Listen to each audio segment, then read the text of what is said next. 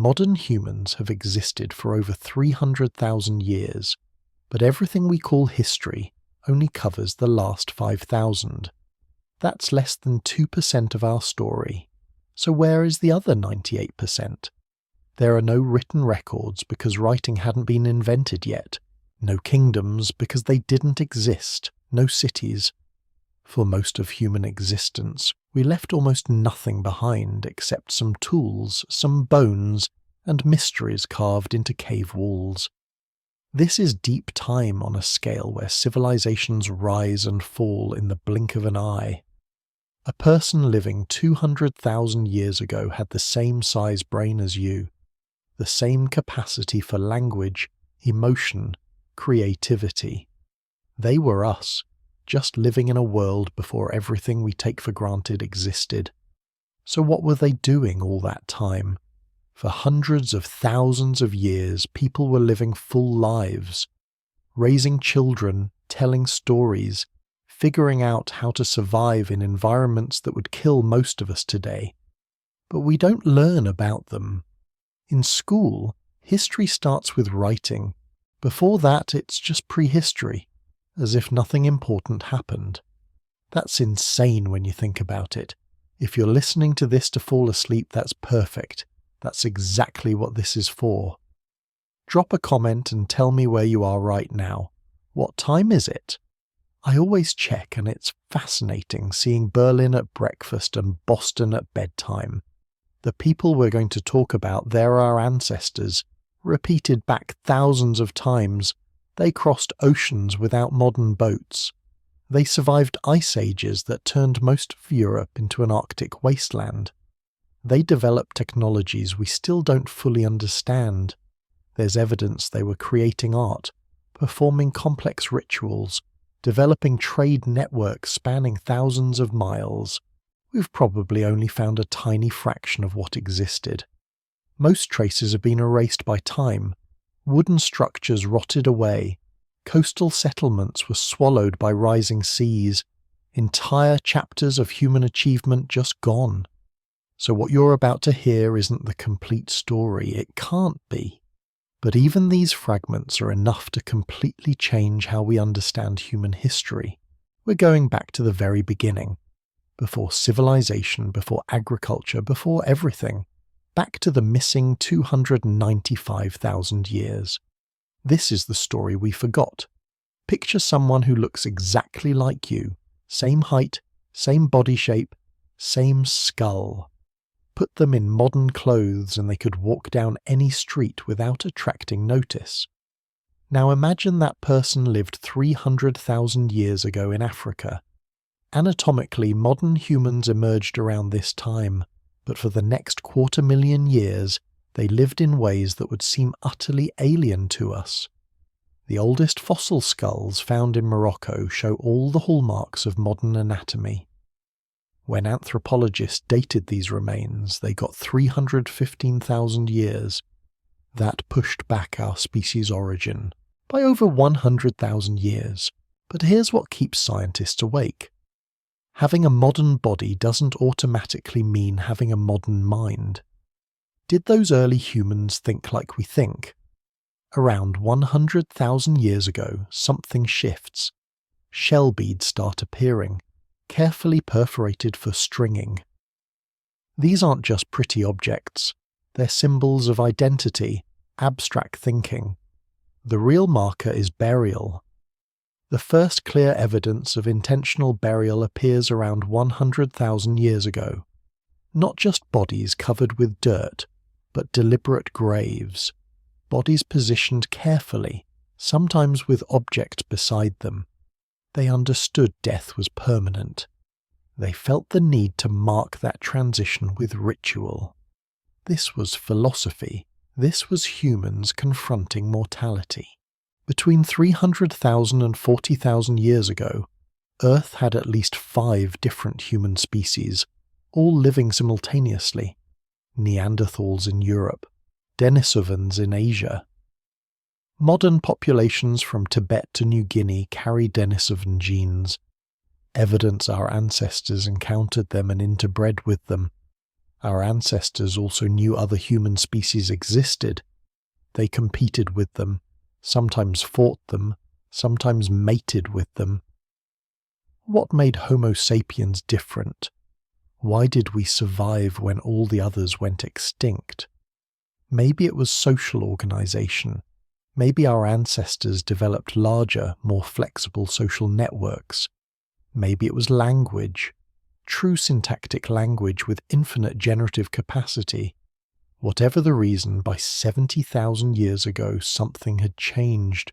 The archaeological record shifts dramatically.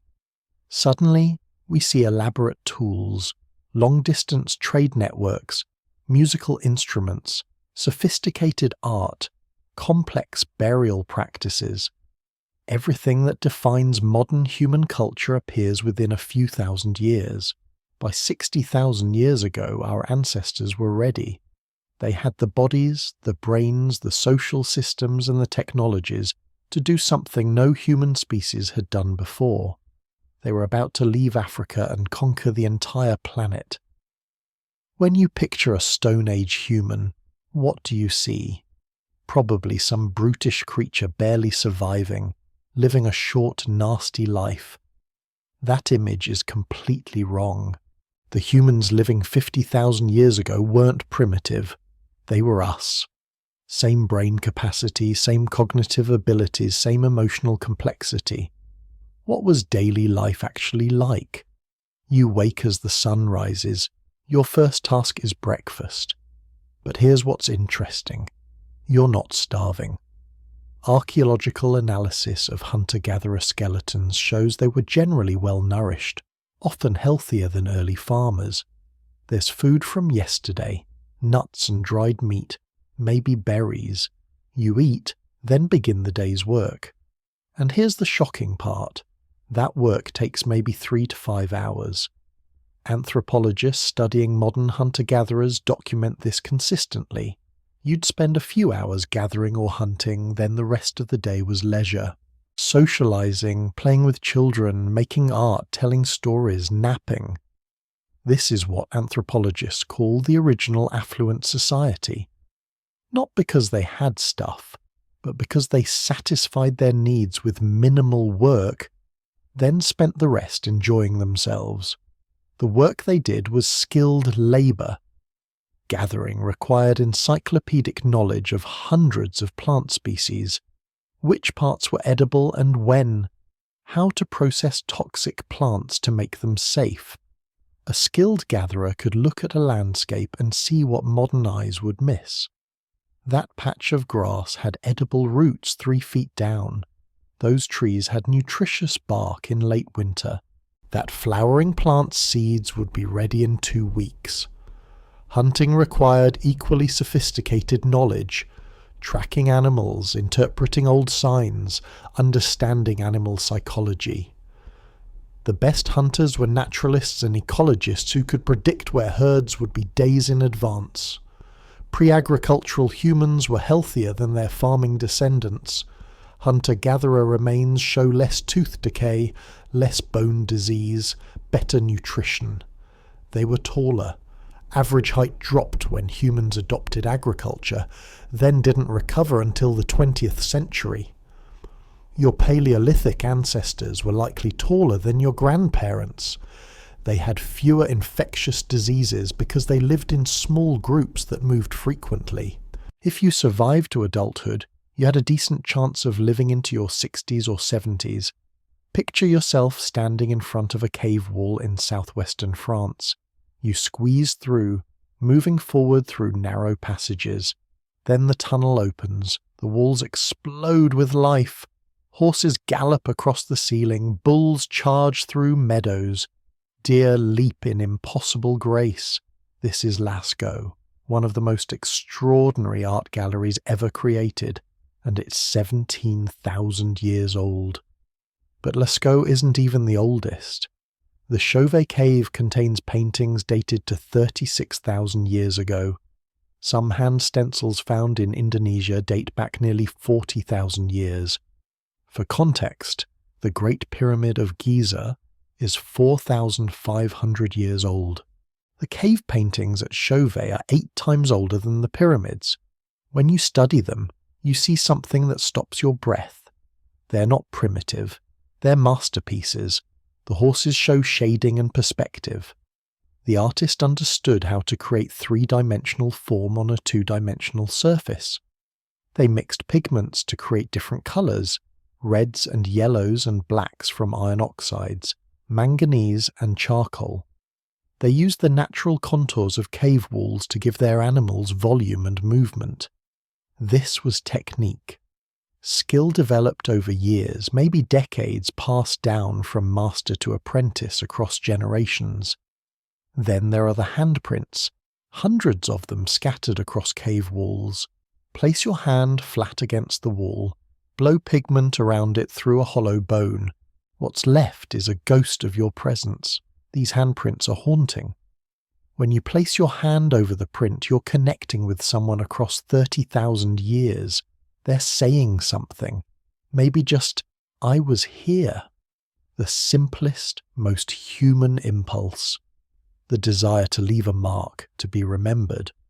Why did they do this? Why create paintings that required enormous effort, moving deep into caves, working by firelight? The standard answer is hunting magic. Paint the bison, catch the bison.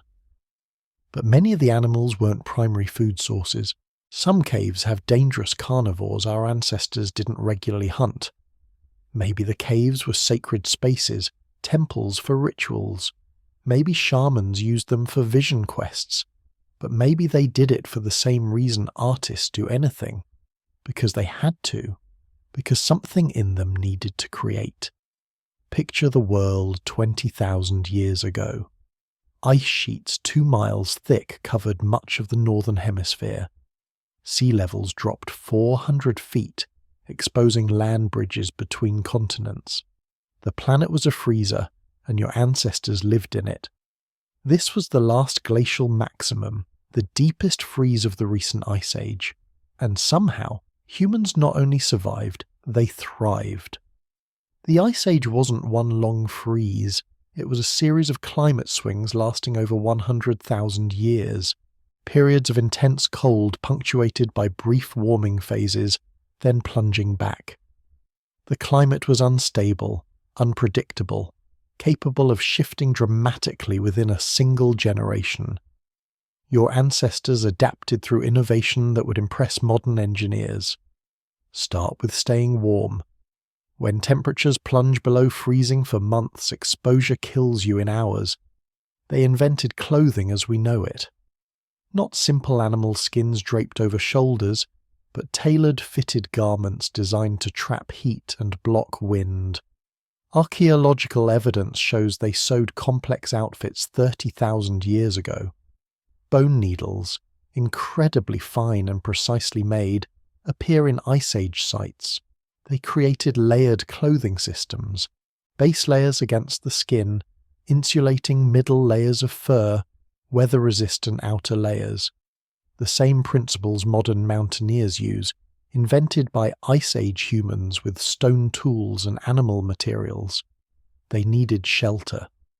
In the treeless frozen steppes, there was no wood, so they improvised.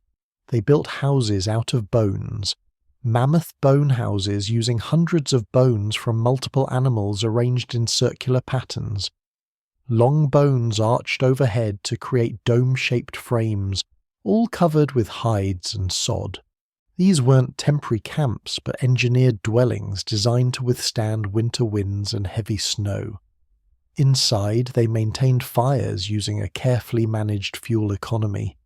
When wood was scarce, they burned bone, which produces intense heat. They created stone-lined hearths that maximized heat and minimized smoke.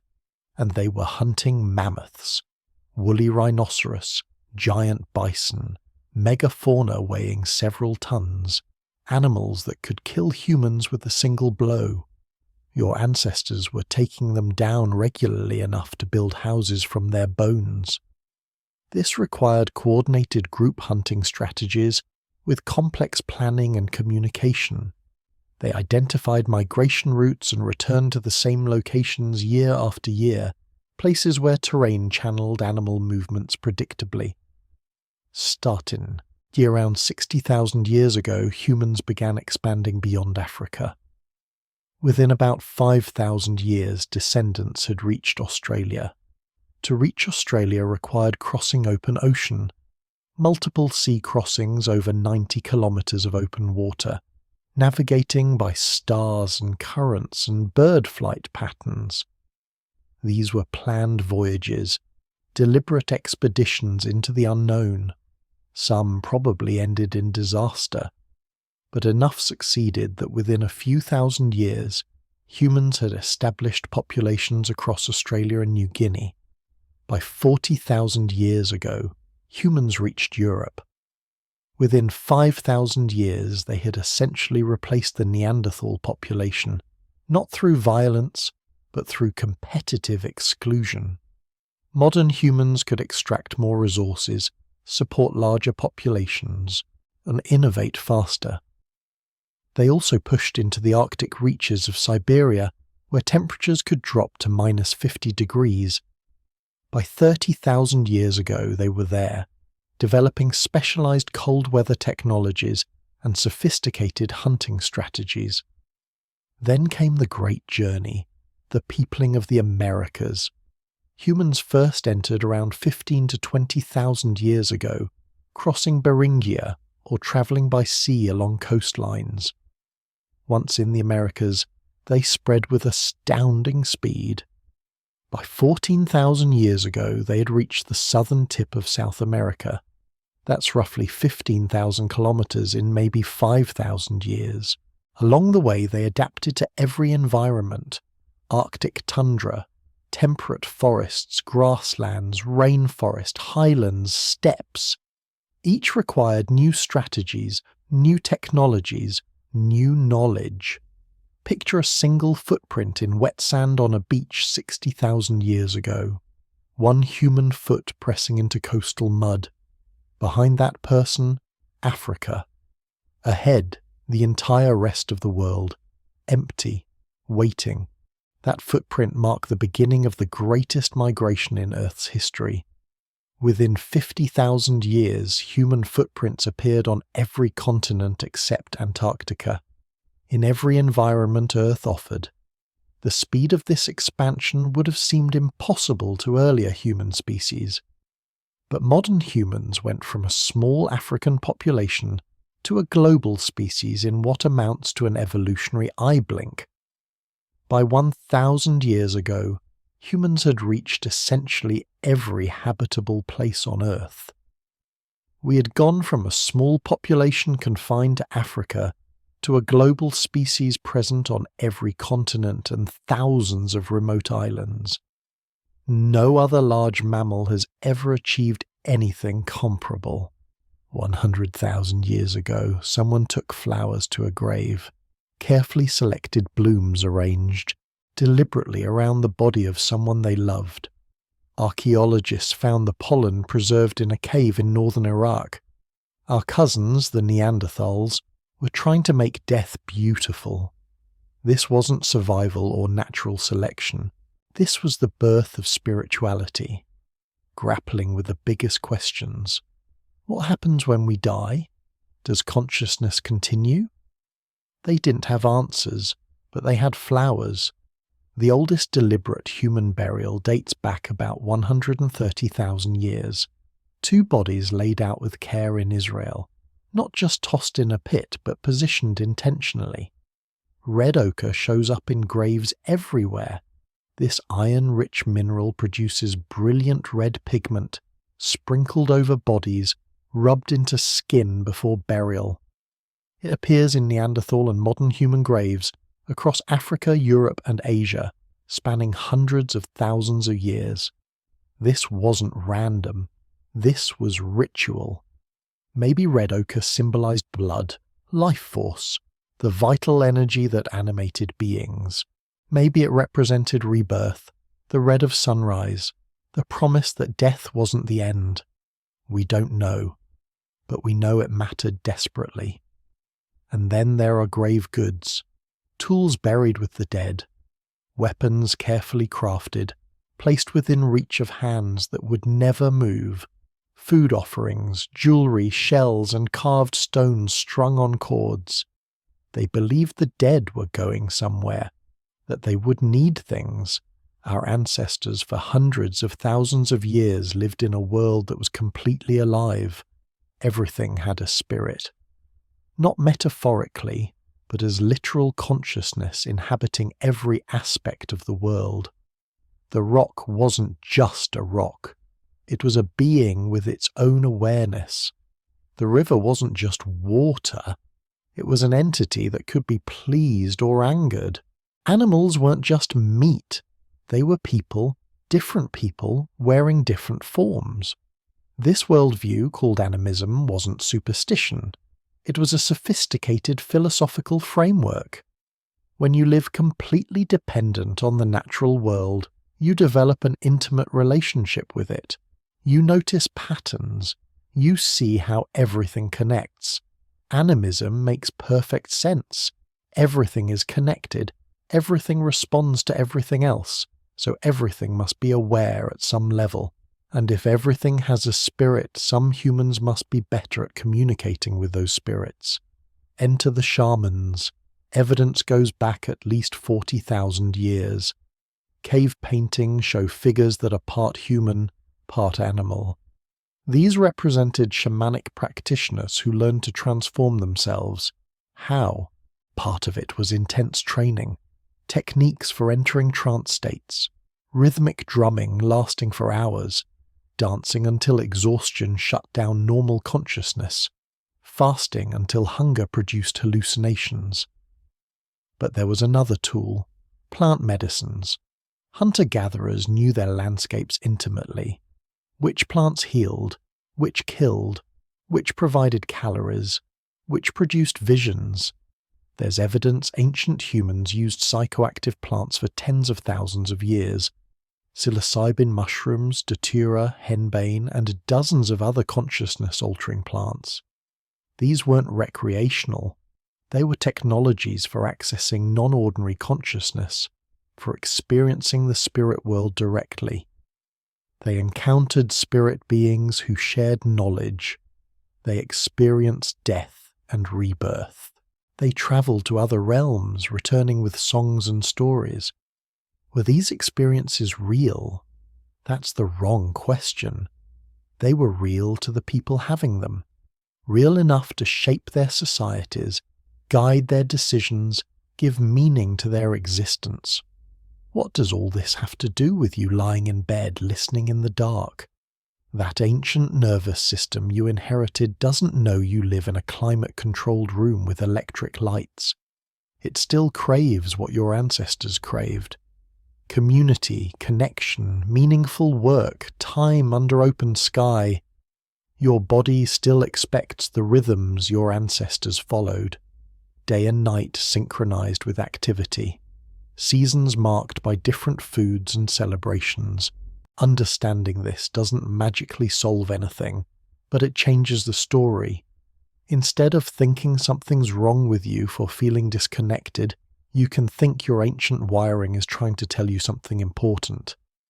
Your ancestors lived for hundreds of thousands of years in ways that satisfied deep human needs. Around 12,000 years ago, something changed. The ice sheets retreated. Forests crept north. In the Fertile Crescent, wild grains grew thickly. Gazelles and wild sheep wandered the plains. Your ancestors were already there, living in small bands. At first, nothing looked different. They gathered wild seeds. They hunted. They roasted meat over embers.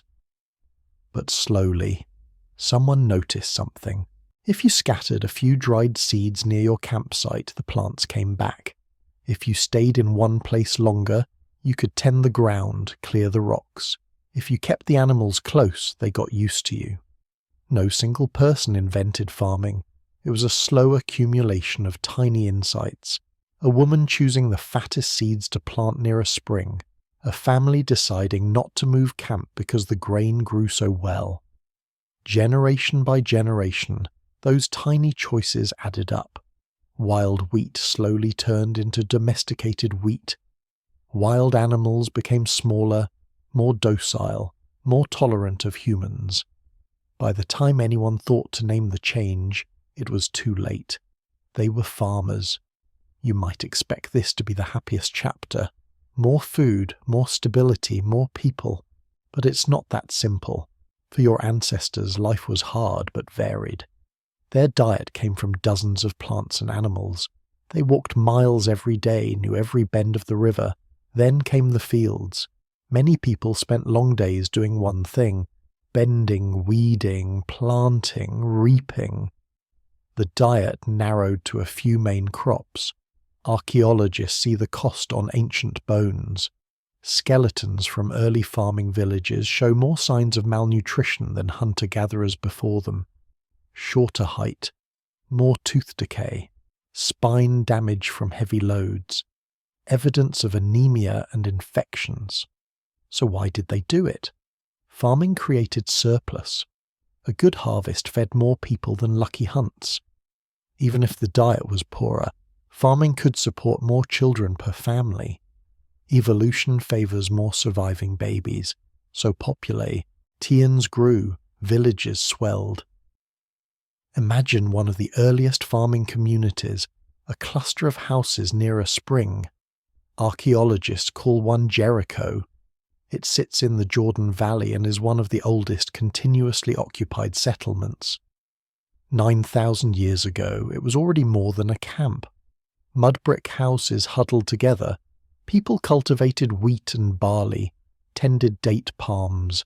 They dug a massive stone wall around their town and built a stone tower, taller than any building their ancestors had seen.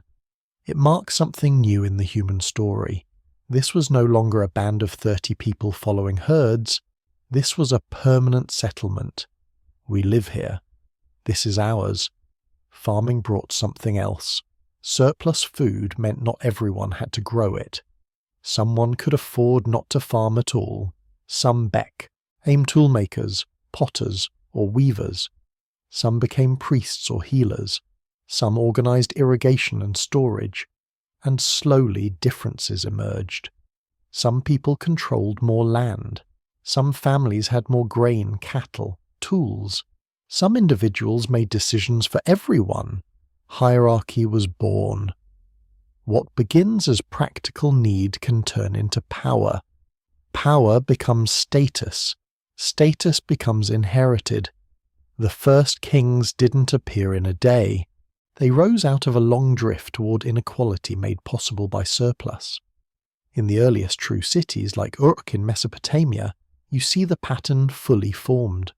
Fields stretching to the horizon, granaries full of crops, temples at the centre, palaces housing rulers whose names are preserved in myths. But there is another invention, quiet and deceptively simple. That marks the official crossing of a threshold in human history. Writing. For hundreds of thousands of years your ancestors lived without it. Every story, every rule, every memory had to be carried in living minds. Then, in the great river valleys, where farming societies grew largest and most complex, marks began to appear. At first, they were simple tally marks on bones, shells, or clay. In Mesopotamia around 5,000 years ago, people began pressing wedge-shaped signs into wet clay. These marks stood for numbers, then goods, then names, then ideas. Receipts and rational lists slowly transformed into myths, hymns, laws, and letters. With writing, something profound happens. Prehistory ends, history begins. Not because people suddenly became more interesting, but because their voices could finally survive the bodies that spoke them. But as you listen to this, relaxed in the dark, remember what was gained and what was lost. Civilization brought monumental art, cities that glittered at sunrise, laws that could protect the weak as well as empower the strong. It nurtured philosophy, mathematics, astronomy, written literature, great temples and libraries. It also brought crowded streets full of waste and disease, standing armies, organized warfare on a scale your hunter-gatherer ancestors could not have imagined, slavery, taxes, grinding peasant labor from dawn to dusk in fields they did not own. The same surplus that fed full-time poets and astronomers also fed bureaucrats and warlords, and through it all, something else remained. Something older than civilization, older than farming, older than language as we know it. Choice. Because not everyone said yes to the plow. Long after the rise of Jericho, long after the first cities rose in Mesopotamia and the Nile Valley, most humans on Earth were still hunters, gatherers, or mixed foragers who farmed a little and roamed a lot. Some groups saw the new farming villages and walked the other way. On the fringes of the fields, in forests, deserts, and highlands, there were people who chose to keep moving, to keep living in smaller groups, to keep following the old ways. So as you lie here listening, halfway between waking and dreams, hold this long arc of time in your mind. For most of our existence, we were small bands under big skies. Only in the last thin slice of our story did we build walls, fields, temples, and towers. The dawn of civilization was not a single sunrise, but a slow, uneven brightening, carried by seeds pressed into earth and marks pressed into clay. It brought wonders and horrors, comfort and constraint, beauty and brutality all tangled together. We are its heirs. Farmers and foragers live inside us both. And the people who first planted those seeds, who first stayed in one place and called it home, could not have imagined the world that would grow from their choice. Now consider why any of this matters to you. You're lying in bed listening to stories about people who died tens of thousands of years before the pyramids were even a rumor. Because this isn't just their story, it's your story. When you wake up tomorrow morning, you'll walk through a world of concrete, glass, and glowing screens. But the brain doing the walking is not a modern brain. It's a Stone Age brain, a brain sculpted by hundreds of thousands of years of scarcity, danger, and tight-knit community, dropped almost overnight into a world of supermarkets, skyscrapers, and social media. Understanding that deep past is like finally finding the instruction manual for a machine you've been using your whole life without really knowing how it works. Your ancestors spent countless nights like this one, staring into embers, listening to stories that tried to explain where they came from and how the world worked. Thunder spirits, sky rivers, animal ancestors walking out of caves of light. Their stories were not less true than ours, just told with different tools. Now we have genetics, archaeology, climate modelling, and satellite imagery. We can trace a single mutation through every living human and back into the bottleneck that nearly erased us. But we're still doing the same thing. We're still trying to answer the same questions. Who are we? Where did we come from? What kind of beings are we really? When you look at that deep past, some answers stand out. We are survivors, yes, but not just because we're tough. We survived because we cooperated, because we shared information, because we cared what happened to one another. Genes favoured not just strength, but empathy, not just quick reflexes, but the ability to sit around a fire and listen, remember, and pass wisdom to the next generation. If you feel a quiet longing for community, for shared meals, for conversations that last late into the night, that's not nostalgia for some recent golden age. It's your ancient programming, remembering how things were for almost all of human time. You're the child of people who gathered to watch firelight flicker on the walls of caves, who tracked the stars to know when the rains would come, who learned to read a landscape the way we now read words on a screen. People who survived not by conquering everything, but by learning how to belong somewhere. As you drift towards sleep, you're not just a solitary modern person with a busy mind. You're a continuation of that long, fragile, astonishing line.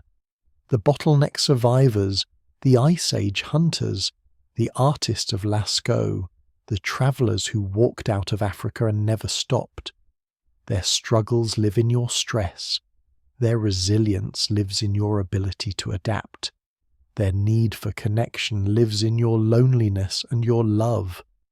Remembering them isn't just about the past. It's about giving your present a context big enough to hold it. Once you know that almost everything that makes you human was forged long before civilization, you can stop expecting cities, screens and schedules to satisfy needs they were never designed to satisfy. You can look for older solutions, slower rhythms, smaller circles of trust, more time under open sky. You can treat the earth not as a resource you stand above, but as the same living system that once almost killed your ancestors and then slowly, mercifully let them live. Here you are after a journey that's taken you across more than 100,000 years of human time, across deserts and ice sheets, across narrow sea crossings in the dark, across campfires that burned out 40,000 years ago, but still glow in your imagination. You've walked alongside people who never heard the word civilization, but who knew the night sky better than most of us ever will. You've stood in caves lit only by flickering fire, watching someone grind red ochre into powder, press their hand against the rock, and leave a print that says, "I was here. I existed. Remember me. That hand, that mind, that life did not vanish." It continued through a chain of parents and children stretching across millennia all the way down to you, lying here now, listening in the dark. Every chapter in this story, the cognitive revolution, the first artists, the Ice Age hunters, the voyagers crossing into new continents, the philosophers staring into the flames and wondering what comes after death. They're not strangers. They're chapters in a biography you inherited at birth. When they looked up, they saw the same constellations you see now: Orion, the Pleiades, the band of the Milky Way like a pale river across the sky. They told stories about those lights, stories of animals and heroes and spirits, of worlds beneath the earth and path through the stars. We don't know the exact words anymore, but the impulse behind them, the need to explain, to imagine, to belong to something bigger that never went away. It lives in science. It lives in religion. It lives in the simple human act of telling each other stories before sleep. So as you drift off, picture them. A small ring of people huddled around a fire, sparks lifting into the night like tiny stars trying to return to the sky, children leaning against their parents, eyes heavy, listening to tales of long journeys and great animals and mysterious dreams, someone adding another stick to the fire, someone sharpening a tool, someone just staring into the embers, lost in thought. And now you. Different clothes, different world, but the same nervous system humming, the same ancient brains settling as the light dims, the same soft pull of sleep coming on as a voice in the dark tells you about where you came from. You are part of that unbroken line, genes that scrape through the worst climate crises in our history, hands that remember somewhere deep in their wiring how to chip stone and tie knots and recognize edible plants, a mind shaped by 1,000,000 nights of storytelling, fear, wonder, and hope. When you close your eyes tonight, you're not just falling asleep in your own room. You're lying down beside those ancient campfires. You're listening to the wind in Paleolithic grasslands, to waves breaking on shores first touched by human feet, to the quiet breathing of people who had no idea what history was because they were the ones creating it. There's nothing you need to do right now. The hard part, surviving ice ages, crossing oceans, Outlasting near extinction was done for you long ago. Your ancestors paid that price in full. Your task tonight is simpler. Breathe. Let your eyes grow heavy. Let the images of stone tools and cave paintings and ancient migrations fade into softer shapes. The same stars that watched over every hunter, every gatherer, every wanderer are still shining above you now. Even if you can't see them through the roof, even if city lights hide them from view, they're there. They've always been there. And somewhere in the deep architecture of your mind, those old fires are still burning. Those old stories are still being told, so rest now. You're the latest chapter in 100,000 years of human nights. Let their courage, their curiosity, their quiet persistence carry you gently into sleep. For most of human existence, nothing was supposed to last. That sounds strange to say, especially from the perspective of a world obsessed with permanence. We build cities meant to stand for centuries. We record our lives obsessively. We leave behind more data in a day than entire civilizations once produced in a lifetime. We assume that progress is natural, that accumulation is inevitable, that complexity is the default direction of time. But for roughly 95% of our species' history, the opposite was true. Humans were not failing to build civilization. They were structured not to. To understand why history waited so long to begin, you have to abandon the idea that early humans were incomplete versions of us. They were not proto-civilized, waiting around for agriculture or writing or architecture to unlock their potential. They were fully adapted to a way of life that had been refined over hundreds of thousands of years. A way of life that worked remarkably well. Hunter-gatherer societies were not fragile experiments. They were stable systems, balanced, efficient, and most importantly, resistant to change. Mobility was the foundation of everything. People moved not because they were restless, but because movement solved problems before they could become dangerous. When food became scarce in one place, you left. When conflict intensified, you left. When disease spread, you left. When resources were depleted, you left. Nothing accumulated long enough to become catastrophic. This constant movement acted like a pressure release valve. It prevented the build-up of surplus. It prevented the consolidation of power. It prevented permanent inequality. You couldn't hoard food if you had to carry it. You couldn't rule people who could simply walk away. You couldn't build a prison if no one stayed in one place long enough to be confined. Power, in the way we understand it today, had nowhere to settle. Social organization reflected this reality.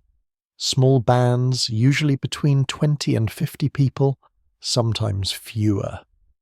Groups small enough that everyone knew everyone else, small enough that reputation mattered more than authority, small enough that antisocial behavior couldn't hide behind institutions. If someone became too dominant, too aggressive, too controlling, the group had mechanisms to neutralize them.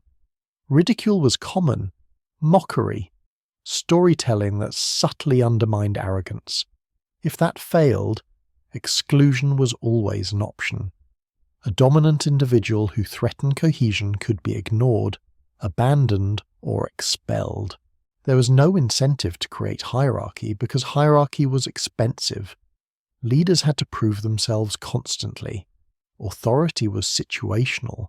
Someone might lead a hunt because they were skilled at tracking. Someone else might guide movement because they knew the land. But that authority evaporated once the task was done. There were no permanent offices, no titles, no inheritance of power, and crucially, no accumulation of wealth. Surplus was dangerous. In a small band, surplus invites suspicion. Why do you have more than others? How did you get it? What do you plan to do with it? Accumulation destabilizes trust. It creates asymmetry. It introduces long-term obligation, and obligation is the seed of hierarchy. So hunter-gatherer cultures developed norms specifically designed to suppress surplus. Food was shared, tools circulated, successful hunters were expected to downplay their achievements, boasting was discouraged, pride was socially punished. These were not moral choices in the abstract, they were survival strategies. A group that allowed inequality to grow risked internal fracture, and fracture was lethal when the environment was unforgiving. This is why early human societies appear so flat in the archaeological record. It's not because they lacked imagination or ambition, it's because they had learned, through trial and error across immense spans of time, that complexity carries risk. Stability was more valuable than growth, and growth, when it happened, created problems faster than it solved them. Population density is a perfect example. In mobile societies, density remains low by default. Birth spacing is long. Infants are carried for years. Energy is limited. This keeps numbers in check naturally. But once density increases, everything changes. Resources deplete faster. Waste accumulates. Conflict becomes more frequent. Disease spreads more easily. And movement, the traditional solution, becomes harder. So early humans avoided density not because they couldn't achieve it, but because density destabilized the system they depended on. This creates a paradox that modern people often miss. Early humans were not striving towards civilization and failing. They were actively maintaining a way of life that avoided it. For tens of thousands of years, this worked. People lived lives that were physically demanding, yes, but not necessarily miserable. Evidence suggests that many hunter-gatherers were well-nourished. Their diets were diverse. Their daily labor, while intense, often took fewer hours than modern agricultural labor. Leisure existed. Social bonds were strong. Children grew up embedded in multi-generational groups. Life expectancy was low, but largely because of infant mortality. Those who survived childhood often lived into their 40s, 50s, sometimes longer. And perhaps most importantly, the future was not a burden. Time was cyclical. Seasons repeated. Patterns returned. Knowledge was sufficient to meet needs without projecting decades ahead. There was no sense of falling behind history, because history was not something you advanced through. It was something you moved within. This is why progress did not occur naturally. Progress requires dissatisfaction with the present, but for most of our history, the present worked.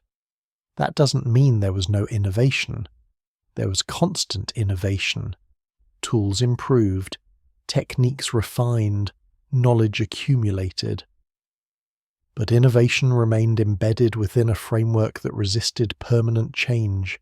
A better spear did not lead to a standing army. A new hunting method did not lead to surplus storage. A more efficient tool did not produce class stratification. Each improvement was absorbed, used, and constrained by cultural norms that prioritize balance over expansion. This is why the archaeological record shows long periods of apparent stasis, stone tools that remain largely unchanged for tens of thousands of years, settlement patterns that repeat, technologies that plateau. From a modern perspective, this looks like stagnation. From an evolutionary perspective, it looks like success. Change is risky. Every new dependency creates vulnerability. Every specialization increases fragility. Generalist strategies, adaptable and flexible, survive disruption better than optimized systems. Hunter-gatherers were extreme generalists. They knew dozens of plants, multiple hunting strategies, seasonal migrations, flexible social arrangements. They could abandon one approach and adopt another without collapsing the entire system. Civilization, by contrast, is hyper-specialized, and specialization trades resilience for efficiency. This is why civilization took so long to emerge, not because humans were incapable, but because the conditions that make civilization unavoidable took an extraordinarily long time to assemble. For civilization to begin, multiple constraints had to fail at once. Mobility had to be reduced. Population density had to increase. Resource predictability had to improve. Environmental stability had to persist long enough to justify long-term investment. And cultural norms that suppressed hierarchy had to erode. None of these changes alone were sufficient. Together they created a trap. But before that trap closed, humanity spent hundreds of thousands of years perfecting a way of life that left almost no permanent trace. And this is the part that unsettles many people, because it suggests that history is not the natural state of humanity. It is the exception. For most of our existence, humans did not build monuments, not because they couldn't imagine them, but because monuments solved problems that did not yet exist. They did not write because memory was embodied, communal, and sufficient. They did not accumulate because accumulation destabilized survival. They did not create states because states require populations dense enough to control and resources abundant enough to extract. None of this means early humans were naive. They were cautious, and caution, over long time scales, is intelligent. This long stability created something rare in evolutionary terms, a species that was behaviorally flexible but structurally conservative, capable of invention but slow to institutionalize it, creative but restrained, innovative but cautious about consequences. And this restraint is what allowed humanity to survive repeated climate swings, ecological collapses, and near-extinction events long before civilization ever appeared. The bottleneck we discussed earlier is a perfect example. A species that had already optimized itself for stability, mobility, and adaptability was able to survive conditions that wiped out almost everything else. Had humans already been dependent on fixed settlements, specialized agriculture, or rigid hierarchies, extinction might have been inevitable. Instead, they endured. Which raises a quiet, uncomfortable question. If civilization was not an improvement on a broken system, but a response to constraints that finally overwhelmed a stable one, what does that say about the world we live in now? That question doesn't need to be answered yet. For now, it's enough to understand this. The long silence before history was not emptiness. It was equilibrium. An equilibrium is not easy to abandon.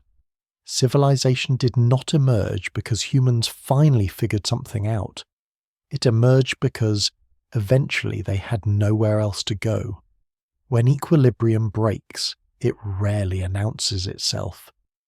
There is no clear moment where people wake up and decide that the old way no longer works. No declaration that mobility has failed, that sharing is obsolete, that hierarchy is now necessary. What happens instead is quieter, slower, and far more dangerous. Small adjustments accumulate. A group stays in one place a little longer than usual because the food is unusually abundant. A river floods predictably each year, renewing the soil in a way that makes returning advantageous. A stand of wild grain grows densely enough that harvesting it feels easier than moving on. Children are born closer together because resources allow it. Elders live longer. Knowledge deepens in place rather than travelling with people. Nothing about this feels like a revolution. It feels like comfort. But comfort has consequences. When movement slows, surplus appears. Not intentionally at first, but inevitably. Food that would have been consumed immediately now lasts long enough to be stored. Storage creates ownership. Ownership creates boundaries. Boundaries create disputes. And once disputes exist, mechanisms are needed to resolve them. This is where power begins to crystallize, not through violence initially, but through mediation. Someone becomes known as a good negotiator. Someone else is trusted to oversee distribution. Someone else remembers who owes what to whom. These roles are informal at first, situational, temporary, but they linger, and once they linger, they can be inherited. This is the first quiet betrayal of the old system. Hunter-gatherer societies resisted permanent roles because permanence creates dependency. But once populations remain in place long enough, the cost of dismantling emerging roles becomes higher than maintaining them. Leaving becomes harder. Fields need tending, structures need maintenance. Children are born into a landscape already claimed. Social networks deepen in place. Mobility, the great escape hatch of early humanity, begins to close, and with it closes the ability to simply walk away from power. Archaeologically, this moment is almost invisible. There are no palaces, no crowns, no thrones. There are only subtle changes, more grinding stones, storage pits, settlements occupied for multiple seasons, toolkits designed for harvesting rather than hunting, animal bones showing selective culling rather than opportunistic kills. The environment has not forced civilization yet. People have backed into it. Agriculture is often described as an invention, a breakthrough, a triumph of human ingenuity. But from a biological perspective, it looks more like a trap. Once a population begins relying on cultivated food, it cannot easily return to foraging. Farming diets are narrower. Nutrition becomes less diverse. Disease increases. Labor intensifies. Skeletal remains show this clearly. Early agriculturalists were shorter, less healthy, and more disease-ridden than their hunter-gatherer neighbors. And yet farming spreads. Why? Because farming supports more people, not better lives. More lives. This is a crucial distinction. Agriculture increases carrying capacity. It allows more humans to exist per square kilometre. Groups that farm can produce more children, even if those children are less healthy. Over time, sheer numbers overwhelm hunter-gatherer populations. This is not a moral victory, it is demographic pressure. Once surrounded by farmers, foragers face impossible choices: adopt agriculture and accept harder lives, or be displaced, absorbed, or exterminated. In many regions, this is exactly what happened. The archaeological record shows wave after wave of agricultural expansion, not always violent but relentless. Farming populations expand. Foraging populations retreat to marginal environments. Eventually, there is nowhere left to go. This is when hierarchy stops being optional. Managing stored food requires oversight. Protecting fields requires defense. Coordinating labor requires authority. Resolving disputes over land requires enforcement. Power hardens. Roles formalize. Inequality appears. And with inequality comes something entirely new in human experience. People who cannot leave. The moment people are bound to land, to fields, to stored food they do not control, coercion becomes possible in a way it never was before. This is the true birth of civilization, not cities, not writing, not monuments, dependency. Once survival depends on systems larger than the individual or the small group, control over those systems becomes power over life itself, and that power attracts those willing to use it. The earliest signs of this shift appear in burials. Some graves contain more goods than others. Some individuals are buried with tools, ornaments, symbols of status.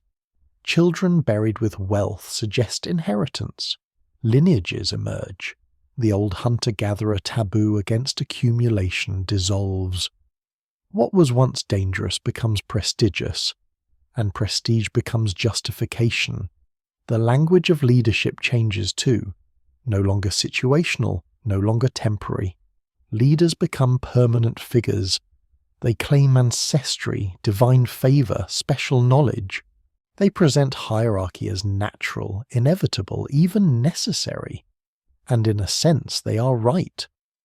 Once the trap has closed, there is no easy way out. You cannot feed dense populations without intensive food production. You cannot protect stored wealth without organised force. You cannot coordinate large systems without bureaucracy. Civilization becomes self-reinforcing. Each layer of complexity creates problems that require further complexity to solve. Writing emerges not to tell stories, but to keep accounts. Law emerges not to protect justice, but to stabilize inequality. Architecture emerges not for beauty, but for control. Walls define who belongs and who does not. Calendars measure labor cycles. Religion sanctifies hierarchy. None of this happens overnight. It unfolds over thousands of years, and once it begins, it accelerates. Because systems that reward accumulation attract those who excel at accumulation. Systems that reward control attract those who seek control. And systems that reward expansion punish restraint. This is why early civilizations look so similar despite emerging independently across the world. Mesopotamia, Egypt, the Indus Valley, China, Mesoamerica, different environments, different crops, different gods, the same underlying structure, centralized authority, stored surplus, stratified society, forced labor, extractive systems, and always, at the margins, people who remember another way of living, pastoralists, nomads, foragers pushed into deserts, mountains, forests, groups that remain mobile, flexible, resistant. Civilizations fear these groups, not because they are weak, but because they are free. History repeatedly shows this pattern. Empires struggle most against those who do not depend on cities, against people who can disappear into landscapes, against societies that cannot be easily taxed, counted, or controlled. But eventually even these groups are constrained. Borders close, land is claimed, movement is criminalized, the world fills up. And by the time writing appears in earnest, by the time history begins to record itself, the transition is already complete. The old equilibrium is gone. What remains is a species living inside systems it did not consciously choose, systems that solved one set of problems by creating an entirely new set of vulnerabilities. This is why civilization feels both miraculous and precarious. It allows extraordinary achievements, and it concentrates risk. A drought no longer affects one band. It affects millions. A crop failure becomes famine. A disease becomes epidemic. A bad decision at the top reverberates through entire populations. The hunter-gatherer world was resilient because it was fragmented. Civilization is fragile because it is interconnected. And yet, despite this fragility, civilization spreads. Because once the trap closes, survival depends on staying inside it. This is not a story of ignorance giving way to knowledge. It is a story of trade-offs. Humanity did not choose civilization because it was better. It chose it because eventually it became unavoidable. And once that happened, there was no return to the long, quiet stability that came before. The silence before history was not empty. It was deliberate. And history begins not with enlightenment, but with constraint. What follows is everything we recognize as the human world, and everything we struggle to escape. Pressure does not arrive all at once. It accumulates. For most of human existence, population density remained low enough that movement absorbed stress. If a region became less productive, people moved. If resources declined, groups split. If conflict emerged, distance solved it. The landscape itself acted as a release valve, dispersing tension before it could harden into something permanent. But slowly, almost imperceptibly, those release valves began to narrow. The end of the last ice age did not simply warm the planet, it reorganized it. Around 12,000 years ago, the Earth entered a period of unusual climatic stability known as the Holocene. Temperatures stopped swinging violently. Seasons became more predictable. Rainfall patterns settled into longer-term averages. Rivers flooded on reliable schedules. Coastlines stabilized. For the first time in hundreds of thousands of years, the environment stopped changing faster than humans could track. At first, this stability was a gift. Plants flourished. Animal populations rebounded. Resource-rich zones expanded. River valleys became especially productive, concentrating food in predictable locations. Lakes formed where glaciers retreated, wetlands expanded, fish runs became reliable. Humans responded the way they always had. They followed abundance. But abundance has a paradox. It draws people together. Where resources concentrate, populations concentrate. Where populations concentrate, movement becomes constrained. Where movement becomes constrained, pressure builds. Groups that once roamed vast territories now return to the same locations year after year. Seasonal camps became semi-permanent. Semi-permanent camps became year-round settlements. Not because people planned to settle, but because leaving meant abandoning predictable food. Children born into these places grew up knowing them as home, and home changes everything. Once you're attached to a place, losing it feels like death. Population growth followed quickly. More food supported more births. More births meant more mouths. More mouths required more food. More food required greater efficiency. Efficiency demanded control. This is where the feedback loop begins. In low-density societies, conflict is diffuse. Disputes are personal, limited, easily defused by separation. In dense societies, conflict accumulates. Grievances stack. Competition intensifies. Access to resources becomes contested. And because leaving is no longer viable, disputes must be resolved internally. Resolution requires authority. Authority requires enforcement. Enforcement requires legitimacy. This is how social complexity begins to stratify. At first, inequality is minimal. A better hunter eats slightly better. A respected elder has more influence. A skilled craftsperson gains prestige. But prestige, once recognized, attracts imitation. People defer.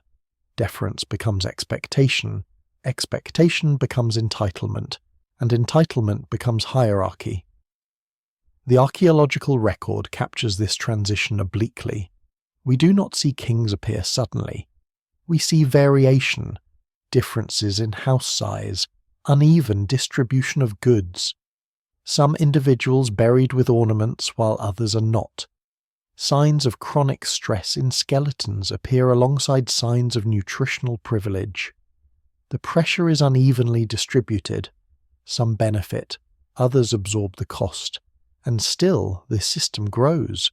Climate stability allows accumulation, and accumulation creates inertia. Once labour is invested in fields, in irrigation, in structures, abandoning them becomes costly. The more effort poured into a place, the harder it is to leave. This is the moment where humanity crosses a threshold. Not technologically, psychologically. Time itself begins to feel different. Hunter-gatherer time is cyclical. Seasons return. Resources regenerate. The past is instructive but not binding. What matters is adaptability. Sedentary time becomes linear. Plant now, harvest later. Invest today, benefit tomorrow. Delay gratification. This change alters human cognition. Planning beyond immediate survival becomes normal. Memory extends forward. The future becomes something to manage, not something to respond to. And once the future becomes a project, failure becomes terrifying. Because failure now threatens not just survival, but investment. Drought no longer means moving elsewhere, it means famine. Flood no longer means relocation, it means ruin. The margin for error shrinks. This creates anxiety. Anxiety fuels control. Control demands structure. Structure demands compliance. And compliance must be enforced. Violence enters the system not as chaos, but as order. Warfare in this context is not random aggression. It is organized coercion, protection of surplus, defense of territory, control of labor. The earliest fortifications appear at exactly this point. Ditches, palisades, walls. Walls are not just physical barriers, they are psychological ones. They mark who belongs and who does not. They define insiders and outsiders. They convert landscapes into property. Once land is owned, inheritance becomes meaningful. Once inheritance exists, lineage matters. Once lineage matters, ancestry becomes power. This is when myth hardens. Stories about origins shift from explaining the world to justifying hierarchy. Gods favor certain bloodlines. Ancestors grant authority. The past is rewritten to legitimize the present. Religion adapts accordingly, not as deception but as social technology. Belief systems align behavior. They stabilize obedience. They provide meaning to inequality. They explain suffering as destiny. All of this emerges gradually without conscious design. No one invents civilization. It emerges from countless individual decisions made under pressure. Stay or go, store or share, lead or follow. Each decision makes sense locally. Together, they lock the system into place. What is most unsettling is how difficult it becomes to reverse. Once populations are dense, abandoning agriculture would cause mass starvation. Once hierarchy exists, dismantling it requires violence. Once writing appears, records fix obligations permanently.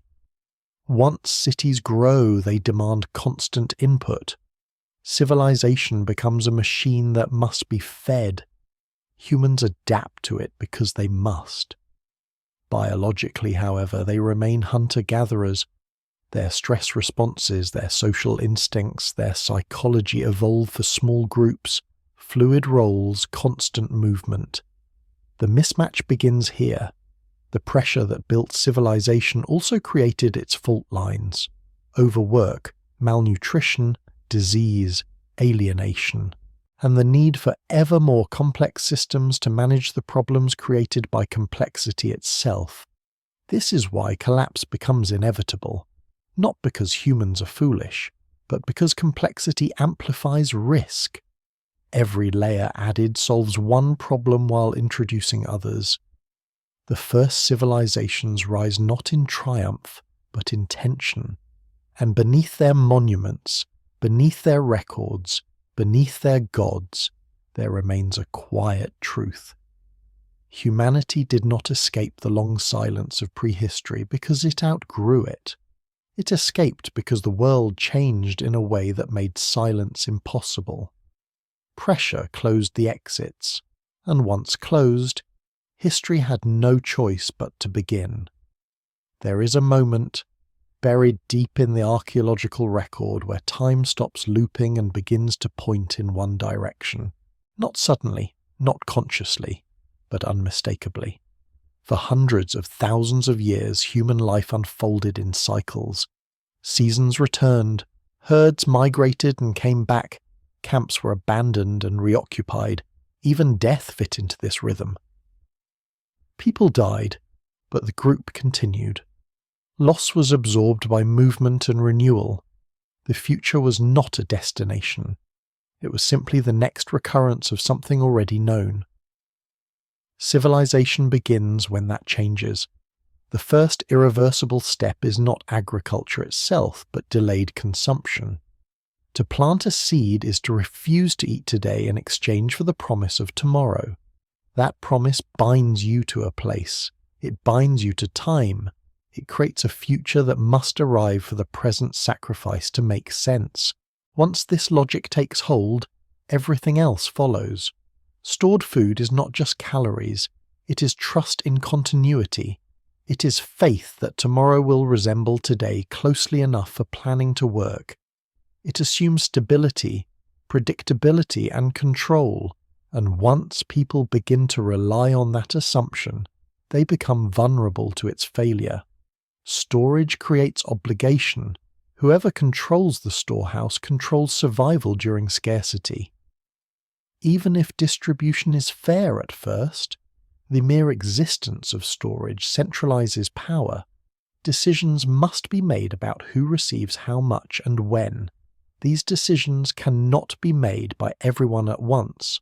Authority emerges by necessity. Calendars follow.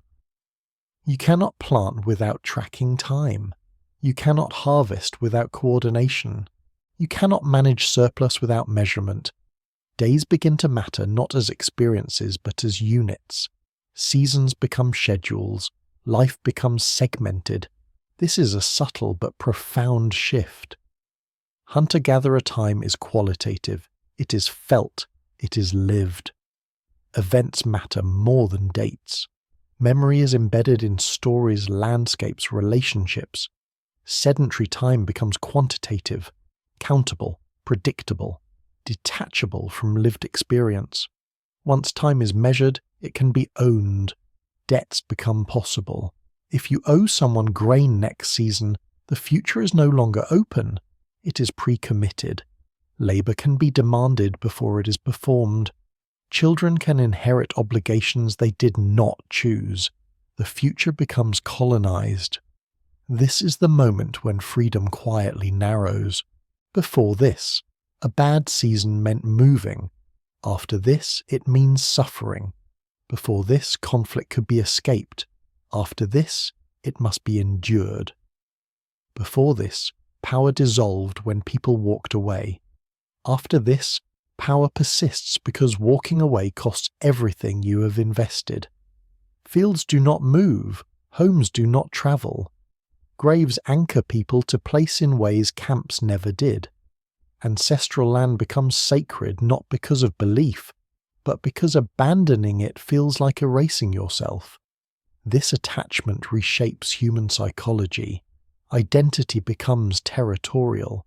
Belonging is defined spatially.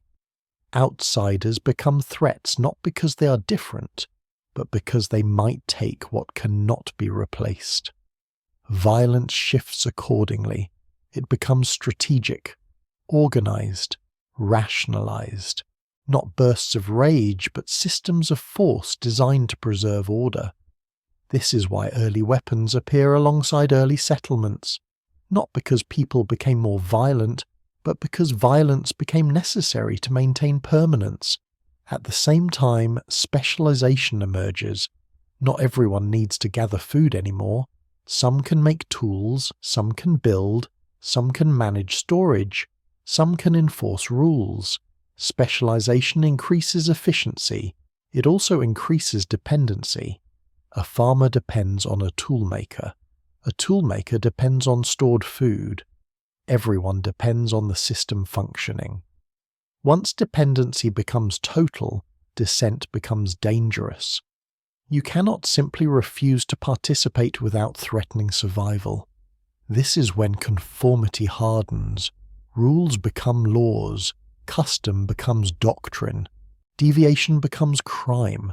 The system must protect itself. Writing appears next. Not as expression, but as memory externalized. Oral cultures forget deliberately. Forgetting allows adaptation. Stories change to suit new conditions. Rules flex. Mistakes fade. Writing freezes information. Accounts must balance. Laws must be enforced consistently. Ownership must be documented.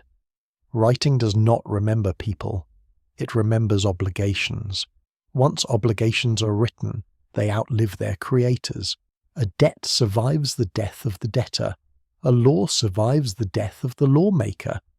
Authority becomes abstract, detached from any individual. Power becomes impersonal. This is the final seal. From this point forward, systems persist beyond human lifespans. Individuals are born into structures they did not design and cannot easily change. The world feels permanent in a way it never did before. History begins, not because people suddenly care about the past, but because the past now binds the future. Records accumulate, precedents form, traditions harden, change becomes slower, riskier, more disruptive. The cost of experimentation rises. And yet, despite all this, civilization spreads. Because once one group adopts this system and grows larger, denser, more organized, others must follow or be displaced. The trap snaps shut globally. What was once optional becomes mandatory. This is why the earliest civilizations appear almost simultaneously in different parts of the world once conditions allow. Not because of contact, but because the pressures converge. Climate stability, population growth, resource concentration, limited mobility. The same constraints produce the same outcomes. And once the irreversible step is taken, there is no path back to the long equilibrium that came before. There are collapses, yes. Empires fall, cities empty, records burn. But even collapse happens within the logic of civilization. People do not return to deep prehistory. They rebuild, reorganize, inherit fragments of the old systems. The silence never returns. The human story accelerates from this point forward, cascading into complexity, innovation, domination, collapse, and renewal. All of it rooted in that first refusal to consume immediately, that first promise made to the future, that first moment when time stopped looping and began to point somewhere else, and once it pointed forward, it never stopped. Memory was once a living thing. It existed in people, in gestures, in stories told beside fires and repeated until they softened at the edges. Knowledge survived because it could change. Details were adjusted, meanings drifted, contradictions dissolved quietly as stories adapted to new circumstances. This flexibility was not a flaw. It was a survival mechanism. Oral cultures remember what matters and forget what does not. They preserve lessons, not records. The past is not fixed, it is shaped to serve the present.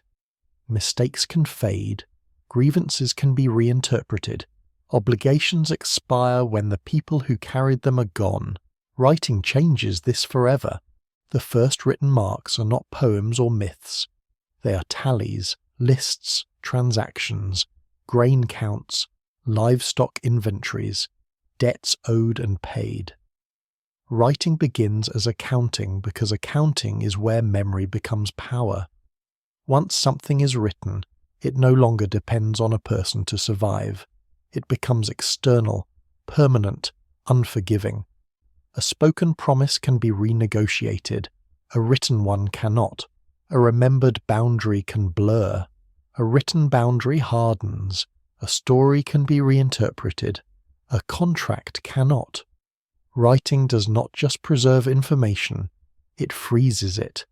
And freezing memory has consequences. When obligations are recorded, they outlive empathy. A scribe does not know the hunger of the debtor. A tablet does not feel the drought. The record demands fulfillment regardless of circumstance. This is how abstraction enters human life. Decisions are no longer made by people who know each other personally. They're made by systems referencing symbols. Names become entries. Lives become numbers. Justice becomes procedure. This is efficient. It is also alienating. Writing allows societies to grow far beyond the scale of direct human relationships. It enables coordination among thousands, then millions. It makes states possible. but it also severs responsibility from experience. Authority no longer needs to be present to act. It exists in the record. Law becomes something you encounter rather than something you negotiate. Rules apply whether they make sense or not. Compliance is expected not because you agree, but because it is written. This is a new psychological environment. Humans evolved to respond to people, not systems. To faces, not documents. To voices, not inscriptions. Writing replaces relationship with permanence. It replaces negotiation with enforcement. It replaces adaptation with consistency. And consistency, once established, resists change. Bureaucracy emerges naturally from this process. Roles multiply: scribes, administrators, overseers. Each layer exists to manage the complexity created by the previous one. No single person understands the whole system anymore. Knowledge fragments, power concentrates, responsibility diffuses. Mistakes become harder to correct because they are embedded in records. A flawed law persists because it has precedent. An unjust system continues because it is normalized. The past becomes a weight. Tradition hardens into authority. History becomes instruction rather than inquiry. This is the paradox of memory. The more a civilization remembers, the harder it becomes to change. And yet, without memory, large societies cannot exist at all. Writing enables science, engineering, philosophy, art. It allows ideas to accumulate across generations. It allows humanity to build upon itself, but it also locks in assumptions. Early writing systems reflect this tension clearly. They are rigid, repetitive, constrained. The same symbols appear again and again. Innovation is slow. Deviation is discouraged. Literacy is restricted. Those who control writing control reality. They decide what counts as truth. They decide what is recorded and what is erased. Silence becomes political. History becomes selective. Entire lives vanish because they were never written down. And once this division appears, it deepens. Written cultures begin to distrust oral ones. What is not recorded is considered unreliable. Memory without inscription is dismissed. Knowledge without documentation is invalidated. The past narrows. Only what survives in text matters. This is why so much of human history feels incomplete. Because most humans lived outside the written record. Their lives mattered intensely to them and their communities, but left no trace legible to us. Civilization remembers itself selectively. What is remembered shapes identity. What is forgotten disappears entirely. Over time, writing reshapes cognition itself. People begin to think in lists, categories, sequences. Logic becomes linear. Arguments become structured. Time becomes segmented. This produces extraordinary intellectual advances. It also distances humans from the embodied knowledge that once guided them. Intuition weakens. Context thins. Meaning becomes something to be interpreted rather than felt. And yet, once writing exists, it cannot be undone. Even societies that collapse leave inscriptions behind. Fragments persist. Scripts are rediscovered. Languages are deciphered. The memory machine restarts. There is no return to the long forgetting of deep prehistory. History becomes a one-way process. Each generation inherits not only tools and stories, but accumulated decisions made long ago by people they will never meet. Some of those decisions were wise, some were mistakes. But all of them shape the present. This is the final transformation that completes the transition from the silent world to the historical one.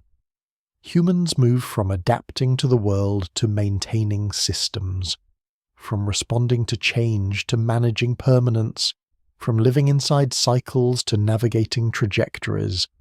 And with that shift, something essential is gained: and something essential is lost. The silence before history was not empty. It was flexible.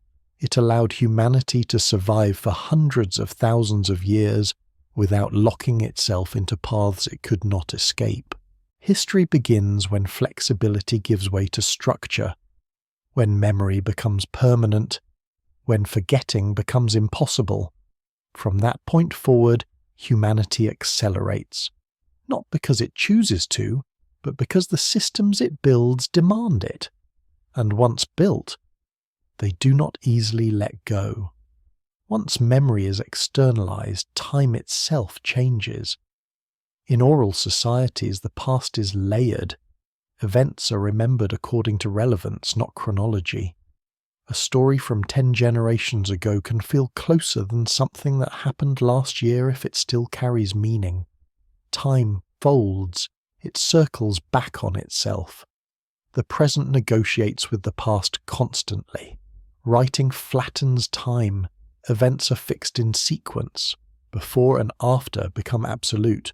Cause and effect are stabilized on the page. The past stops moving. This creates a new relationship with responsibility.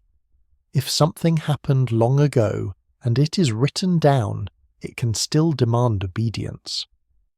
A law written centuries earlier can govern people who share nothing with those who created it. A boundary drawn by someone long dead can still shape where others may live. This would have been unthinkable in a purely oral world. Writing allows the dead to rule the living, not metaphorically, literally. Their decisions persist without negotiation. Their assumptions become infrastructure. Their errors become tradition. And because the record exists, questioning it becomes difficult. To challenge what is written is to challenge authority itself.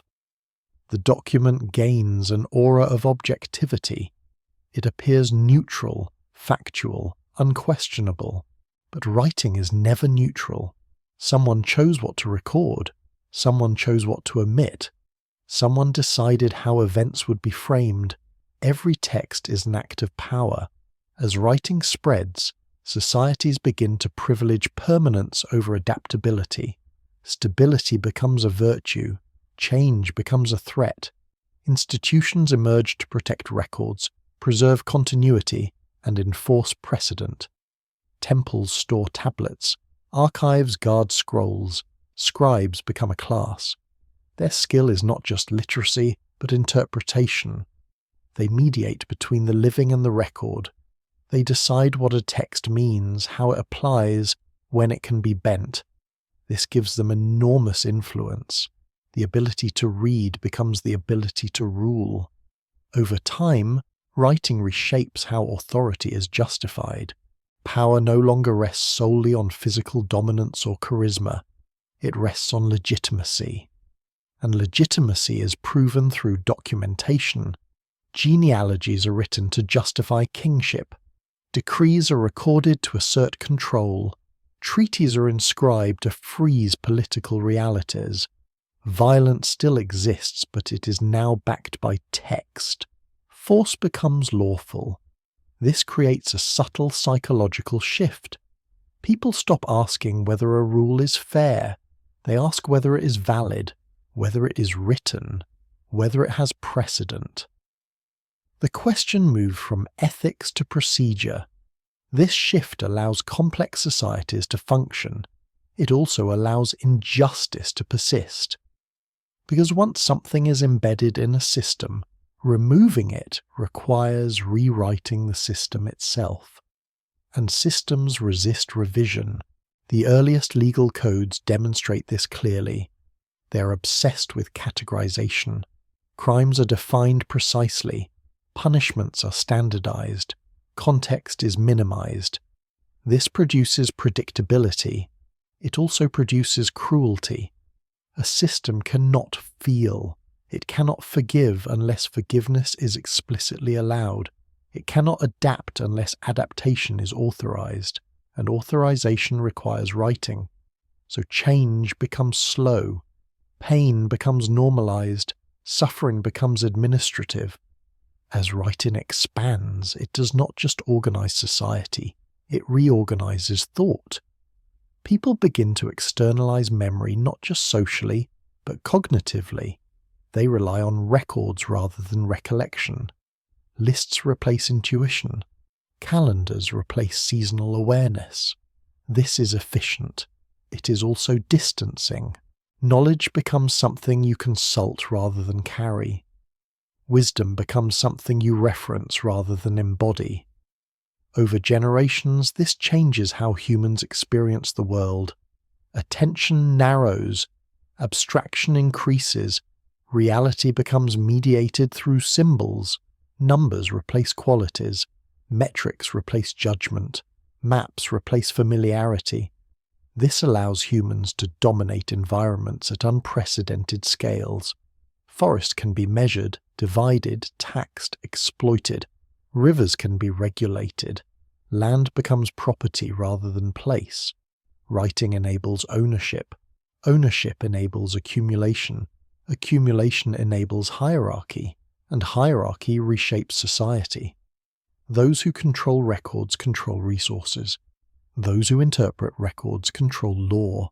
Those who write history control identity. This is how narratives become political. What is recorded becomes real. What is omitted becomes invisible. Entire populations disappear from history not because they did nothing, but because no one wrote about them. Silence becomes erasure. Over time, this creates a feedback loop. Groups with access to writing gain power. Power allows them to produce more writing. More writing reinforces their version of reality. Marginalized groups remain oral. Their knowledge is dismissed as anecdotal. Their memories as deemed unreliable. The written world becomes the official world. The rest becomes folklore, myth, noise. This division persists for millennia. Even today, societies privilege written evidence over lived experience. A document outweighs a testimony. A record overrides memory. This has consequences not just socially, but psychologically. People begin to distrust their own recollections. If it is not written, did it really happen? If there is no record, does it matter? This erodes confidence in subjective experience. Truth becomes external. Verification becomes more important than understanding. And yet, writing also enables reflection. For the first time, humans can examine their own thoughts from a distance. Ideas can be revisited, refined, contradicted. Philosophy emerges. Science becomes possible because hypotheses can be recorded, tested, criticized, improved. Art evolves because creators can study past works, respond to them, innovate deliberately. Writing allows cumulative culture. It allows mistakes to be identified. It allows progress. But progress is not neutral. It moves in directions shaped by existing structures. Once a society commits to a path, writing reinforces that commitment. Infrastructure builds around it. Education systems teach it. Laws protect it. Alternative paths fade. The flexibility of the silent world disappears. Instead, humanity accelerates along trajectories it cannot easily escape. This is why civilizations often persist in harmful patterns long after their consequences are known. The system was designed under different assumptions. Changing it would require rewriting not just laws, but identities. People resist that. It feels like erasure. History becomes a burden, and yet, the alternative is amnesia. Without writing, large-scale cooperation collapses. Knowledge resets. Each generation must rediscover what the previous one learned. Humanity oscillates between forgetting too much and remembering too rigidly. There is no perfect balance. Every technological shift creates new vulnerabilities. Writing solves the problem of memory and creates the problem of permanence. It allows humanity to transcend biological limits and traps it in artificial structures. It connects generations and binds them. It enables civilization and constrains it. And once humanity crosses this threshold, there is no turning back. The silent world does not return. It is buried beneath layers of text, record, archive, and interpretation. The past becomes something we read rather than feel, and the future becomes something we plan rather than adapt to. This is not an ending. It is a transformation that continues. Because the story of writing does not stop with clay tablets and ink. It accelerates, it multiplies, it fragments, and the consequences grow larger with each new layer added. As writing expands, it begins to reproduce itself. Texts refer to other texts. Laws cite earlier laws. Commentaries are written on commentaries. Footnotes multiply. Meaning drifts further from lived experience and deeper into systems of reference. Understanding something now requires understanding what was written before it, and before that, and before that again. Knowledge becomes layered, and layered knowledge creates distance. At some point, no single human can hold the whole system in their mind. Expertise fragments. Specialists emerge, each responsible for interpreting a narrow slice of the written world. Authority becomes distributed but also opaque. Decisions are justified by documents most people will never read, written in language most people cannot understand. Power becomes procedural. This is the moment when civilization begins to feel abstract to the people living inside it. The rules are no longer personal. The logic is no longer intuitive. The reasons are always somewhere else, in another document, another archive, another office. Responsibility dissolves into process. No one is in charge, yet everything is controlled. Writing enables this diffusion. It allows systems to operate without direct human intention. Once encoded, procedures execute themselves. Forms are processed. Requests are denied. Permissions are granted. The machine runs, and the machine is made of words. As centuries pass, writing no longer just preserves reality. It replaces it. Maps become more trusted than terrain. Statistics outweigh observation. Models override experience. Reality must justify itself to the record. If something cannot be measured, logged, or categorized, it becomes irrelevant, invisible. This shift fundamentally alters how humans relate to truth. Truth becomes something verified externally rather than sensed internally. Feelings are unreliable. Memory is suspect. Only what is documented counts. This creates a subtle anxiety. People begin to fear forgetting. They fear being forgotten. They fear existing without proof. Legacy becomes obsession. To be written about is to matter. To leave no record is to vanish. Civilizations respond by producing more text. Diaries, biographies, census records, birth certificates, death certificates, contracts, receipts. Existence itself becomes documented. You are born into paperwork. You live through paperwork. You die into paperwork. And yet, for all this documentation, something essential is lost. The immediacy of presence, the richness of unrecorded moments, the kind of knowledge that only exists when shared face to face. Writing cannot capture tone perfectly. It cannot preserve context completely. It cannot convey embodied understanding. It flattens complexity. Over time, humans begin to sense this loss, even if they cannot articulate it. Nostalgia emerges, a longing for a time imagined as simpler, more authentic, more real. This nostalgia often misidentifies the cause. People blame technology, they blame speed, they blame modernity. But the shift began much earlier. It began when memory left the body and entered the world. when meaning became external, when continuity replaced adaptability. As writing evolves into print, then digital text, then instantaneous global communication, the effects intensify. Information accelerates, archives explode, records become infinite. Nothing is forgotten, but nothing is fully remembered either. Everything exists buried in noise. Attention becomes the scarce resource, and attention is shaped by what is written, displayed, repeated. Narratives harden. Algorithms inherit the logic of writing, categorization, precedence, reinforcement. The past does not merely persist, it is amplified. Mistakes are replicated, biases are scaled. Old assumptions encoded in systems now affect billions, and still humanity continues forward. Because writing also enables resistance, it allows counter-narratives.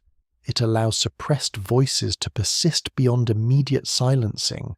It allows ideas to travel farther than bodies ever could. It allows solidarity across distance and time. Every revolution begins with words. Every reformation starts as text. Even silence must be declared in writing to be recognized. So the tool that constrains also liberates. The same permanence that preserves injustice preserves memory of injustice. The same records that enforce power can expose it. This duality never resolves. Writing is neither salvation nor doom. It is amplification. It takes whatever exists in a society and makes it endure. This is why moments of transition matter so deeply. When values shift, what gets written next determines the future, what is archived, what is taught, what becomes precedent. The silent world never truly disappears. It survives in gestures, in rituals, in music, in skills passed hand to hand rather than page to page, in things that must be experienced to be understood. But it no longer governs. It whispers beneath the written world, occasionally reminding humans that not everything important can be stored. As you listen to this now, you are participating in that tension. Your mind is absorbing words, but your experience is immediate. Your breathing, your awareness, your presence in this moment. None of that is being recorded, and yet it is real. Civilization depends on forgetting this occasionally, and suffering often comes from forgetting it too much. The future will add new layers, new forms of memory, new systems of permanence, but the underlying pattern will remain. Humans externalize what they cannot carry, then struggle with what they have externalized, then adapt, then repeat. This cycle has shaped everything from law to identity, from empires to personal memory. It began when someone decided that a thought was important enough to mark. A line pressed into clay, a symbol scratched onto bone, a moment captured. And from that moment on, humanity was never alone with time again. The past followed, the future solidified, and the present became something to be managed. As this story comes to rest, there is no conclusion to draw, no lesson to enforce, only an awareness to carry with you, that beneath every system, every rule, every record, there is still a human moment that started it. Someone choosing, someone remembering, someone trying not to lose something important. You are part of that lineage, not just as a reader, but as a living continuation of memory, both written and unwritten. So let the words settle. Let the silence return around them, and remember that even in a world built of records, meaning still happens here, in the quiet space where nothing is written, where nothing needs to be preserved, where you simply exist and that is enough.